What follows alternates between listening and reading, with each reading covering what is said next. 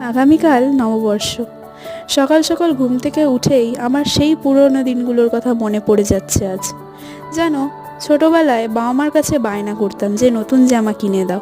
তারপর নতুন জামা কিনে দিলে প্রতিদিন একবার করে আলমারি থেকে বার করতাম আর দিন গুনতাম যে কবে নববর্ষ আসবে।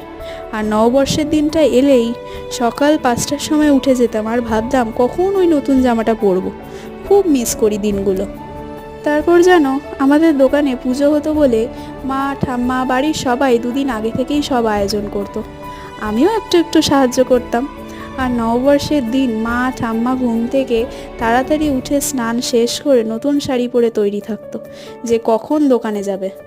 এখন আর সেই পুরনো দিনগুলোর মতো কোনোটাই হয় না। সবাইকে শুভ নববর্ষের আগাম শুভেচ্ছা, বড়দের প্রণাম, ছোটদের অনেক ভালোবাসা। সবাই ভালো থাকবে আর এই নববর্ষটা খুব ভালো করে কাটাবে।